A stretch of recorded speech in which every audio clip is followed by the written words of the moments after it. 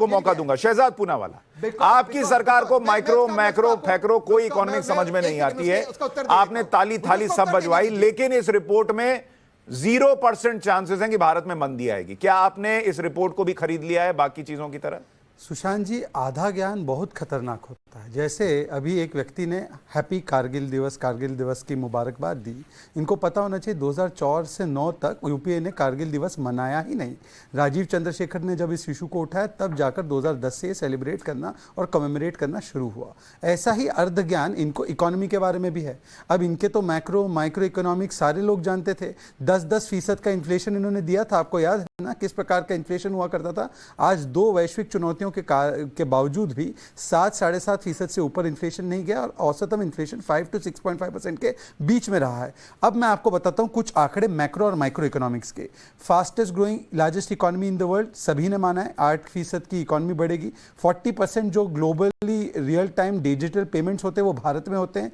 20 लाख करोड़ का आत्मनिर्भर पैकेज भारत में दिया गया। सर्विसेज का PMI 10 साल के हाई पर है। मंथली GST कलेक्शन 20 में से 18 महीने 1 लाख करोड़ के ऊपर, अभी 1,68,000 करोड़ हुआ था। उसके अलावा $670 billion highest exports, highest FDI इस वर्ष आया है हमारे पास $83 बिलियन का। हाईएस्ट हमारा जो फॉरेन एक्सचेंज रिजर्व था ये 250 बिलियन 300 बिलियन डॉलर छोड़ के गए थे। आज हम लोग 600 बिलियन के पार हुए थे और अभी 580-590 बिलियन डॉलर्स है। उसके अलावा आप देखेंगे कि 4 यूनिकॉर्न इनके समय पर तैयार हुए थे, आज 100 यूनिकॉर्न। श्रीलंका की क्राइसिस क्या थी? श्रीलंका की क्राइसिस 4-fold थी। Family first politics, corruption first politics, freebie first politics and China first politics. अब ये 4 चीजें कौन करता है मुझे बताने की ज्यादा आवश्यकता नहीं है, पर मैं 2-3 आंकड़े आपके सामने। श्रीलंका की इकोनॉमी भी $80 बिलियन, भारत की इकोनॉमी $3 ट्रिलियन।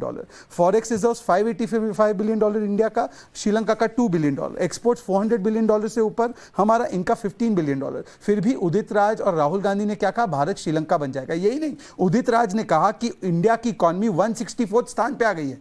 PIB ने फैक्ट चेक किया। तहसीन पूनावाला यहां पर आकर बातें रख सकते हैं, परंतु उनके जो अधिकृत प्रवक्ता है वो क्या कहते हैं वो देखिए। दूसरी बात वाला तो कह रहे वो सब झूठ था, वो सब नहीं, तो तहसीन पूनावाला को ये बताना चाहिए। अब मैं आपको बताता हूं राहुल गांधी का एक और झूठ। राहुल गांधी बार बार सिलेंडर की और पेट्रोल प्राइस की और इनकी बातें करते हैं। भारत की तुलना अगर विदेश से की जाए तो इंडिया में आज 14 किलो का सिलेंडर 1,050 रुपए का मिलता है। यही चीज नेपाल में 1,130 की मिलती है, ऑस्ट्रेलिया में 1,700 रुपए की, यूएस में 1,700 रुपए की, कनाडा में 2,400 रुपए की। और जब ये सत्ता में थे तब टैक्स पेयर को कॉस्ट एक सिलेंडर पर 1,241 रुपए था।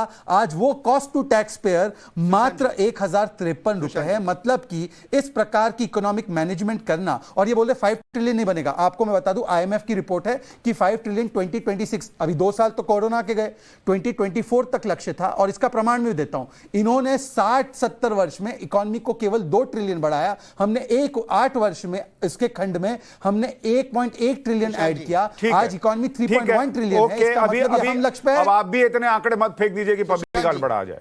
ठीक है, खुद एक मिनट सर, अभी रीबटल नहीं, अभी एक इनिशियल कमेंट लेने दीजिए, उसके बाद रीबटल कीजिएगा सर। एक मिनट सर, नहीं फिर नहीं हो पाएगा। कुंतल कृष्णा, आपके हिसाब से ये रिपोर्ट, जब देश में कई बड़े बड़े नेता कह रहे थे कि लंका श्रीलंका बन जाएगा भारत, ये रिपोर्ट आ रही है कि भैया भारत में मंदी नहीं आएगी, दुनिया में भले आ जाए।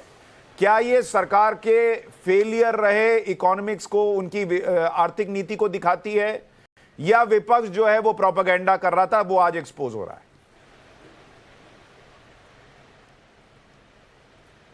सुशांत जी, हमारे भाजपा के साथी ये लंबे चौड़े आंकड़ों के साथ बैठे हुए हैं पूनावाला साहब। क्या ये रोज अपने घर से निकलते वक्त आम आदमी का दुख नहीं देखते? इस देश में हालत ऐसी हो गई है कि रोटी पे टैक्स लगा दिया है सरकार ने। तेल की कीमतें, अब भाई इतनी बड़ी बड़ी इकोनॉमिक्स करने वाले हमारे साथी ये तो जानते ही होंगे कि इंडियन इकोनॉमी पेट्रो इकोनॉमी है।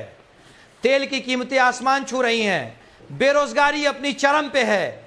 और अब जब आप आंकड़ों की बात करते हैं तो बड़े इकोनॉमिक्स के सिंपल आंकड़े हैं। आप ब्लूमबर्ग सर्वे, एक आपने सर्वे उठा लिया जिस पे आप इतनी बड़ी बड़ी बातें इतना चिल्ला चिल्ला के कहने लग गए। भाई रसोई का गैस जरा घर में पूछें लोगों के जाकर के, ये सरकार, इस सरकार ने जो वायदे किए थे, रुपया कहां पहुंच गया है डॉलर के मुकाबले, ये चीजें समझ में नहीं आ रही हमारे भाजपा के साथियों को।